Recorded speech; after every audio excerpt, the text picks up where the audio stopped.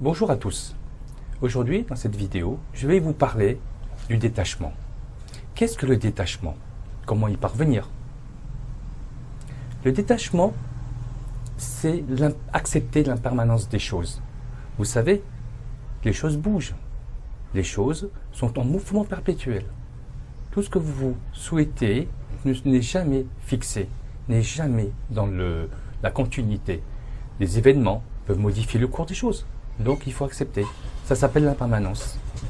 L'impermanence, c'est un mouvement. Ce qui veut dire que vous avez prévu quelque chose. Et puis, ce que vous avez prévu, finalement vous ne le faites pas. Parce qu'à cause de quelque chose qui est intervenu. À partir de là, vous ne le faites pas et vous le décalez. Où est le problème? Si vous vous braquez et si vous vous mettez en contrariété en disant « je n'ai pas pu faire cela parce que j'étais contraint par X facteur », vous vous rendez malheureux à chaque fois. L'impermanence, il faut l'accepter. Je vais vous citer un exemple concernant l'impermanence. Lorsqu'on a un ami justement où on s'est tellement impliqué avec lui qu'on n'est plus capable de prendre le recul nécessaire, on est affecté par ce qu'il fait, par ce qu'il dit. Des fois, on a trop d'attentes, on attend trop de cette personne. Enfin, en fin de compte, on est déçu. Alors que si vous êtes détaché, vous ne vous sentez pas concerné.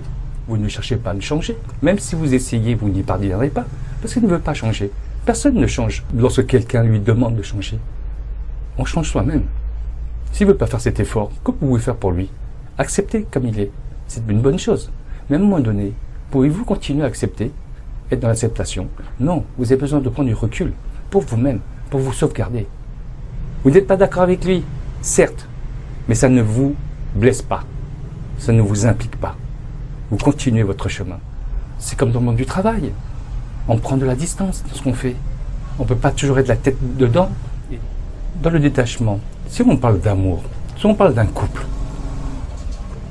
à vouloir tout faire pour l'autre, constamment, c'est bien. C'est une bonne chose. Mais est-ce qu'on vit pour soi? Non. On vit à travers l'autre. On fait tout par rapport à l'autre. À un moment donné, il faut se détacher de cela. Il faut pouvoir prendre sa vie en main. Je ne dis pas ne pas l'aimer, ne pas continuer à l'aimer, mais l'aimer différemment. Il faut aussi se consacrer du temps pour soi-même. La vie est une balance, un équilibre. On doit travailler pour soi, on travaille aussi pour les autres, et vice-versa. Si l'échange n'est toujours que d'un côté, comment pouvez-vous accepter?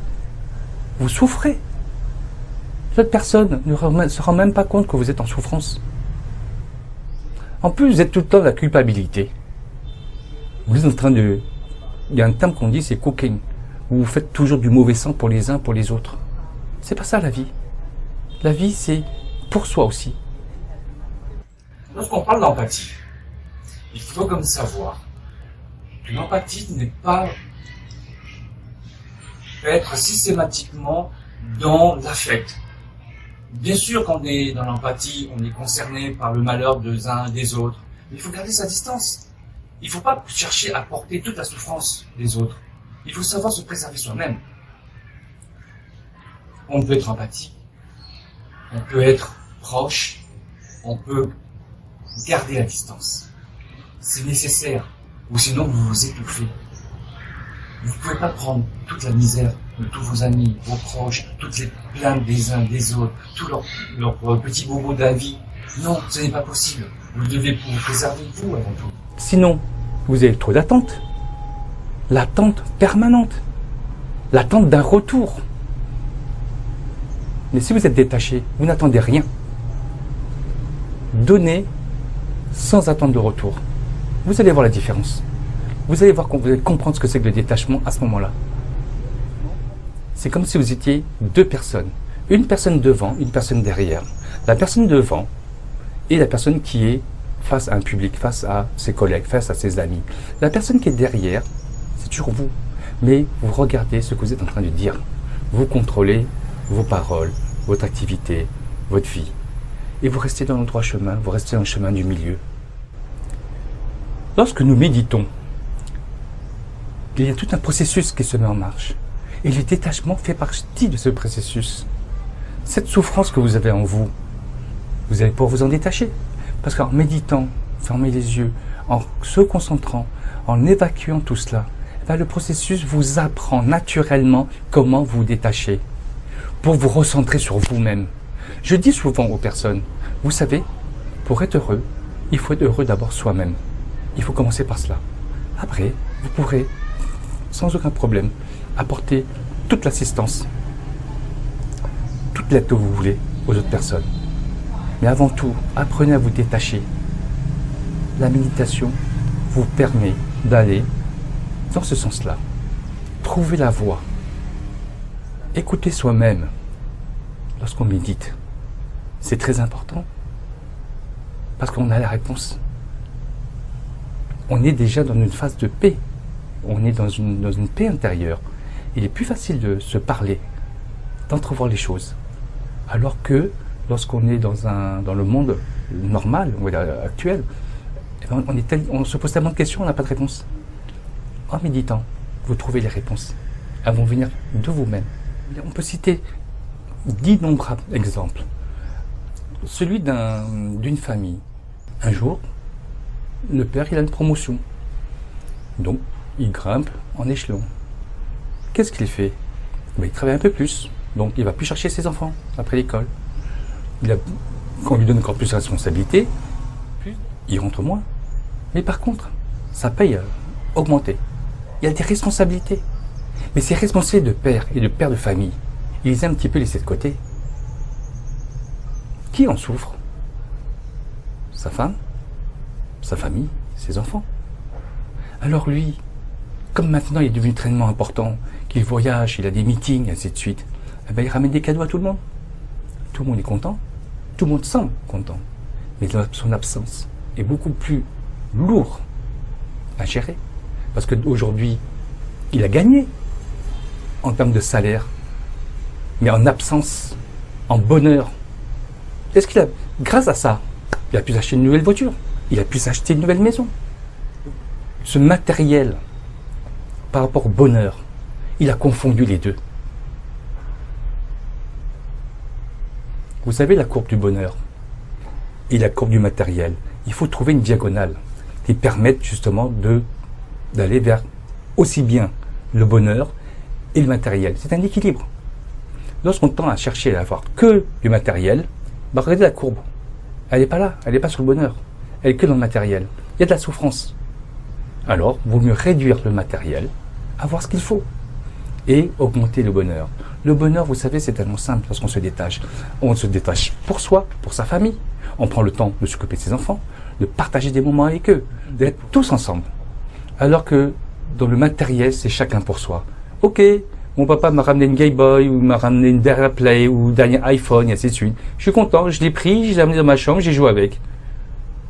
Mais au fond, ont-ils vraiment besoin de cela? Je ne crois pas. Eux, ils auraient préféré aller au stade avec leur papa, les amener au sport, passer du temps, aller au cinéma ensemble, faire des activités. Vous voyez, je peux vous citer des exemples et des exemples. Vous voyez, lorsqu'on parle de détachement, il y a quand même un élément qui est essentiel à mon sens. C'est la frustration, c'est l'envie, de toujours peur d'être déçu, toujours être à la recherche de quelque chose. Chaque fois, vous voulez une nouvelle voiture, une autre nouvelle voiture, le dernier iPhone, l'autre dernier iPhone. En fin de compte, recentrez-vous sur vous-même, c'est ce qui est le plus important. Pourquoi toujours être en quête de quelque chose de nouveau? C'est sans fin. Vous acceptez de la frustration. Vous devez savoir quels sont vos besoins et vous contenter. Le bonheur, au fond, c'est ça. C'est aussi un peu de frustration de ne pas avoir quelque chose. Savoir attendre, savoir désirer cette chose. Pas toujours claquer des doigts et l'avoir tout de suite. Sur le coup, on est content. Mais après, qu'est-ce qu'on fait? On est malheureux, on est frustré, et on attend le dernier modèle de tel appareil pour aller l'acheter. Et c'est sans fin. Le détachement est une attitude que vous devez avoir à l'intérieur de vous. Savoir se détacher des choses. Méditer vous ouvre les yeux pour comprendre tout cela. Vous permet de comprendre, de vous comprendre. C'est ça qui est important. Et là, vous trouvez le chemin du bonheur. Nous connaître et comprendre ce qui nous rend vraiment heureux. Et se détacher, c'est aussi être modéré dans ce que l'on fait, dans ce qu'on est. On n'a pas besoin d'être dans l'excès en permanence. Revenez, restez sur le droit chemin, restez sur le chemin du milieu. L'excès, trop d'excès à gauche, trop d'excès à droite, ça ne sert absolument à rien. Vous restez sur la voie du milieu. On est toujours en attente des autres, en attente du matériel, en attente de toute chose. Mais au fond, cette attente, elle n'est pas nécessaire. Lorsque vous l'avez un petit peu tout évacué, toutes ces attentes, vous ne recentrez que sur vous. Le bonheur, c'est vous. Il est à l'intérieur de vous, ce bonheur. Il n'est pas dans tout ce matériel, il n'est pas dans tout le nombre de gens, le nombre de rencontres que vous effectuez. Il est là. C'est vous. C'est vous le bonheur. Lorsqu'on se détache justement du matériel, lorsqu'on se détache des personnes, lorsqu'on se détache de tout ce dont je vous ai parlé, au fond, vous venez de faire le ménage autour de vous. Vous vous êtes recentré sur vous-même. Et votre bonheur, il est là, il est à l'intérieur de vous. Vous comprenez maintenant le terme de détachement? Ce n'est pas qu'un mot, c'est différentes choses à l'intérieur qui vous permettent de trouver la voie du bonheur. Il y a quelque temps, j'ai rencontré une jeune femme. Elle vient de Sydney et elle est venue passer un mois de vacances en Asie. Lors de notre rencontre, je l'ai trouvée malheureuse. Alors je lui ai posé la question. Elle m'a dit oui, ça ne va pas, c'est pour ça que je suis partie. Ma famille m'étouffe, j'ai quitté mon copain, j'ai plein de problèmes dans ma vie. Alors je lui ai simplement suggéré, en disant si tu veux, on peut méditer ensemble et tu verras bien le résultat. Au bout de 10 jours, son visage commence à changer, son attitude commence à changer. Elle s'est commencée à s'ouvrir aux gens. Elle est beaucoup plus brillante dans son regard. Et je lui pose la question, est-ce que tout va mieux? Elle me dit oui. Aujourd'hui j'ai compris. J'ai compris que je dois me détacher de tout cela. Que je dois prendre ma vie en charge. Moi-même. C'est ce qu'elle a fait durant la méditation. Elle y est parvenue. Vous voyez, si je dois conclure, comment parvenir au détachement? C'est par la méditation.